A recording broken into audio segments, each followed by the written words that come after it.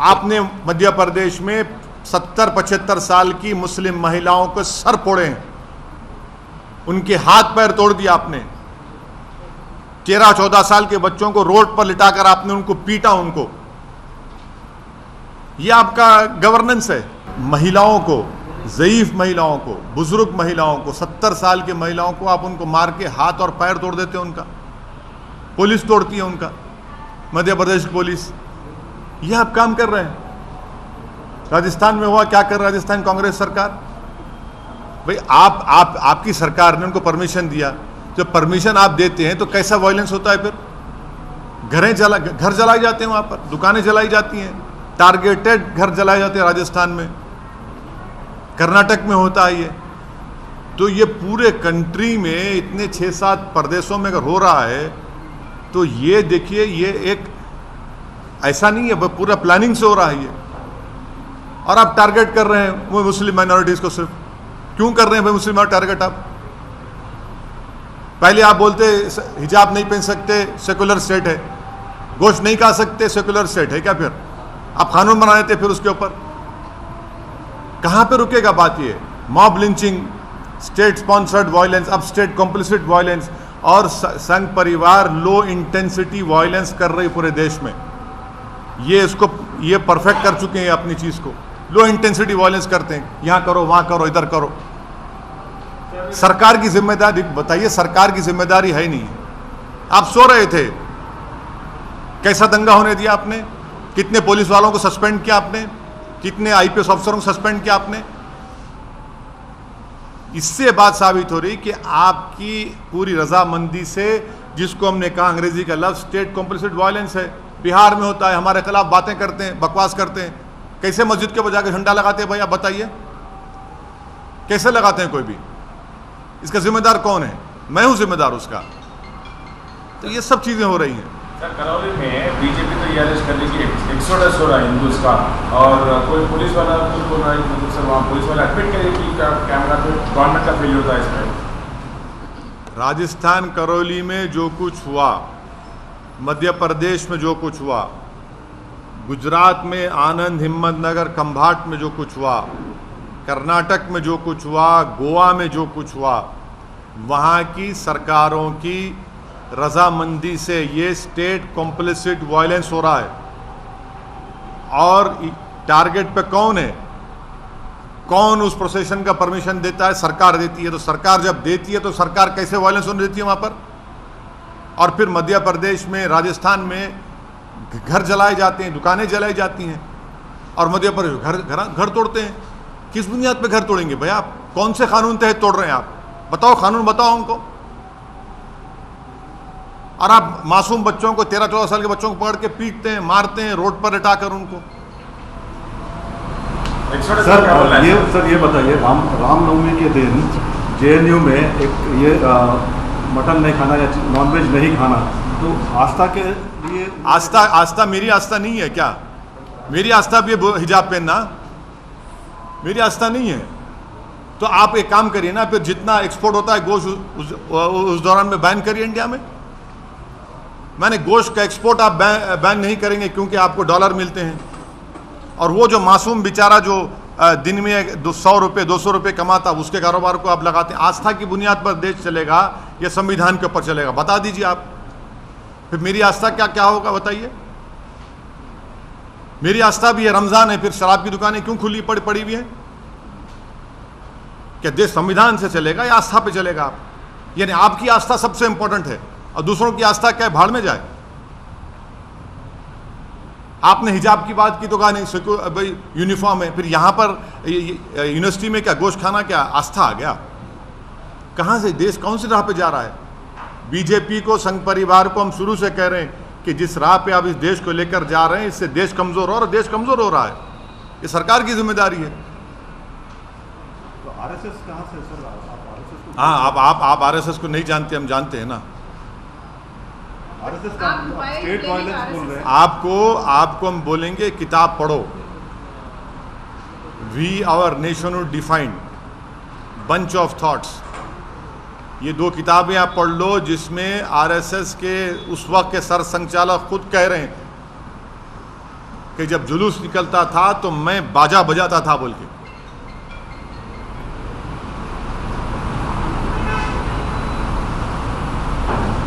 Sir, Pakistan में सत्ता परिवर्तन हुआ है, जो नए वज़ीर आला बने हैं वज़ीर आज़म, उन्होंने कश्मीर का राग अलापा है, क्या कहेंगे? अभी ये तो भारत सरकार को जवाब देना चाहिए उनका। भारत सरकार उनका जवाब दिए, प्रधानमंत्री तो मुबारकबाद पेश कर दी उनको। नहीं, आप हमसे सवाल कर रहे हैं। नहीं सुनिए, नहीं प्रधानमंत्री ने क्या जवाब दिया? प्रधानमंत्री ने मुबारकबाद दे दी उनको। देश के प्रधानमंत्री मुबारकबाद दिए हैं। नहीं, प्रधानमंत्री ने उनको मुबारकबाद दी है और कहा कि भाई इस खित्ते के अमन के लिए हमको अमन को बरकरार रखना चाहिए, टेररिज्म खत्म करना चाहिए। अब देश के प्रधानमंत्री मुबारकबाद दे रहे हैं तो ओवैसी से क्यों सवाल किया जा रहा है? सर, आप कश्मीर से हमसे सवाल क्यों करते हैं? प्रधानमंत्री से भी करिए। अरे हाँ, अरे जब नहीं देश के प्रधानमंत्री जब मुबारकबाद दे रहे हैं शहबाज शरीफ को, तो ओवैसी को क्यों घसीट रहे हैं इसमें आप? सर, लेकिन इमरान खान ने भी अपने फॉरेन पॉलिसी को देश के प्रधानमंत्री ने शहबाज शरीफ को, सुनिए, देश के प्रधानमंत्री ने शहबाज शरीफ को मुबारकबाद दी है। देश के प्रधानमंत्री ने, जब शहबाज शरीफ के बड़े भाई नवाज शरीफ प्रधानमंत्री थे उस मुल्क के, तो अफ़गानिस्तान से अचानक जब उन्होंने देखा कि शहबाज शरीफ के घर में लाइट दिख रही तो उन्होंने उतर गए, वहाँ पर दावत में चले गए बिन बुलाए मेहमान बनकर। हैं, हमको क्यों बोल रहे हैं? फिर उसके बाद पठानकोट हुआ। आप प्रधानमंत्री से पूछिए, वो मुबारकबाद दी है। फॉरेन पॉलिसी पे फॉरेन पॉलिसी नहीं रहते हैं, लेकिन अरे हम इमरान खान जो प्रधानमंत्री ने जो मुबारकबाद दी है शहबाज शरीफ को, असदुद्दीन ओवैसी को क्यों पूछ रहे हैं आप? प्रधानमंत्री चीन के ऊपर नहीं बोलते। प्रधानमंत्री चीन का नाम लेने से डरते हैं। प्रधानमंत्री वो इलाकों में जहां पर आज हम पेट्रोलिंग नहीं कर सकते, उन हिस्सों में जो भारत का हिस्सा पे चीन बैठा हुआ है, डेप्सांग में क्या हो रहा है, हॉट स्प्रिंग में क्या हो रहा है, डेमचौक में क्या हो रहा है, प्रधानमंत्री बोलते ही नहीं है। और मैं प्रधानमंत्री से कह रहा हूँ कि हम इनकी खामोशी से ऐसा लग रहा है कि कहीं सियाचिन हमारे हाथ से चीन ना छीन ले। ये खतरा है देश के लिए। लेकिन आपसे सवाल इसलिए पूछ रहे हैं कि पाकिस्तान के वज़ीर आज़म ने कश्मीर की बात उठाई और कश्मीर के कई मसलों पर आप सरकार को घेरते रहे। जब देश के प्रधानमंत्री चीन पर नहीं बोलकर शहबाज शरीफ को मुबारकबाद देते हैं तो ये सवाल देश के प्रधानमंत्री से पूछा जाना चाहिए, असदुद्दीन ओवैसी से नहीं। मैं देश का प्रधानमंत्री नहीं हूँ। देश के प्रधानमंत्री ने खुद मुबारकबाद और मीठे मीठे अल्फाजों में शहबाज शरीफ के प्रधानमंत्री बनने पर उनको मुबारकबाद दी है। हाँ, तो आप अच्छा आप अभी प्रधानमंत्री के स्पोक्स पर्सन बन चुके हैं, जर्नलिस्ट नहीं रहे आप। मुबारकबाद पेश करता हूँ आपको। तो देखिए, ये सवाल करने का मतलब ये है कि मैं अपनी देशभक्ति को साबित करूँ। और प्रधानमंत्री जब शहबाज शरीफ को मुबारकबाद देते हैं उस पर क्या बोलेंगे आप? आपकी जबान चुप हो जाती है। आपको उल्टा ये प्रधानमंत्री से, बीजेपी से, दूसरे मुल्क का वज़ीर आज़म हमारे कश्मीर के बारे में बात उनके उस बयान के बाद ही मेरे देश के प्रधानमंत्री ने शहबाज शरीफ को मुबारकबाद दी। आप ही दे दीजिए सर। हाँ, देश के प्रधानमंत्री दे दिए ना, देश के प्रधानमंत्री दे दिए, शहबाज शरीफ को मुबारकबाद दे दिए। अब नहीं मालूम, हो सकता है घर में दावत है चले भी जाएंगे, क्योंकि जब नवाज शरीफ के पास गए थे खाना खाने। कश्मीर वाले मुद्दे पे आप क्या कहेंगे? क्या कहेंगे हम तो शुरू से कह रहे हैं कि 370 हटाना एक कॉन्स्टिट्यूशनल ब्रीच था। बोलिए आशीष साहब। Sir, 2013 onwards, we have witnessed a mob justice kind of incident. We witnessed mob lynching. Several of the incidents are mob lynching. Now a new trend has emerged. It's called bulldozer, sending bulldozers and demolishing houses of certain persons who are yet to proven guilty or accused in court. You see, this is clearly a state complicit violence, number one. Secondly, this is a collective punishment being given to one particular community. Third, this is a grave violation of Geneva Convention. Fourth, under what law the government of Madhya Pradesh has demolished houses of the Muslim community. Fifth, if they were illegally built, you cannot arbitrarily demolish any house. You have to give a notice. Sixth, you can regularize those houses. Seventh, it clearly shows their biased attitude of the Madhya Pradesh BJP's chief minister and his government towards the Muslim minority, because it is a state complicit violence. Earlier it was state sponsored, then it was mob lynching, now it is state complicit violence, and they have failed in protecting the properties and the life of a particular Muslim minority community.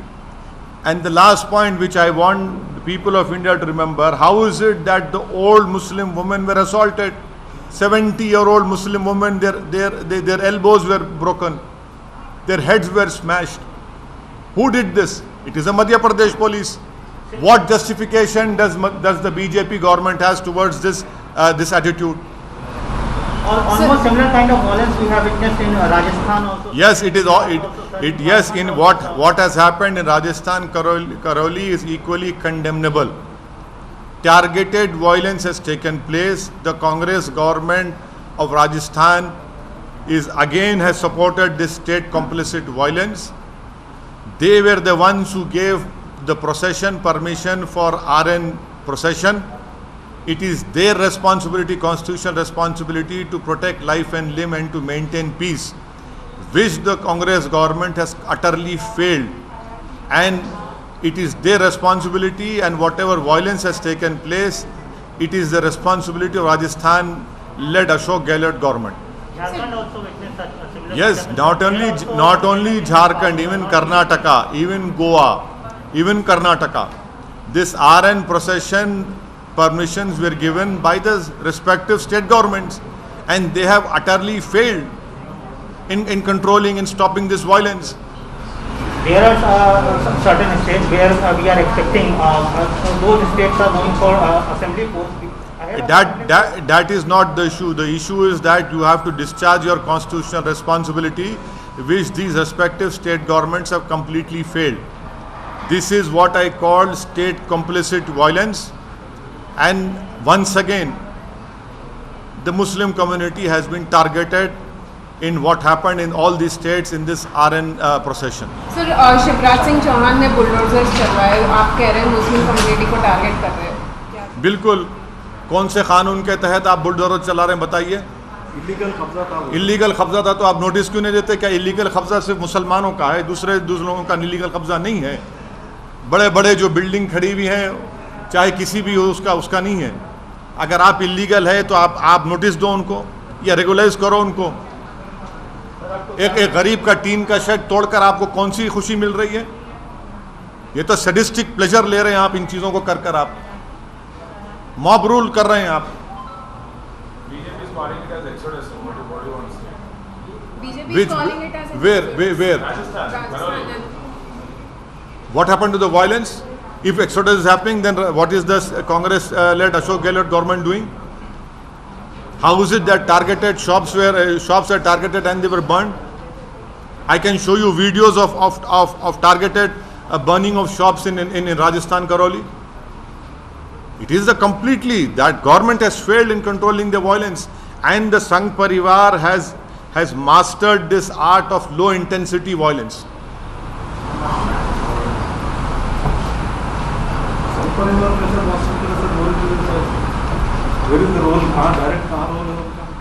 नहीं पूरे आसमान से आए ना, यहाँ के नहीं थे वो.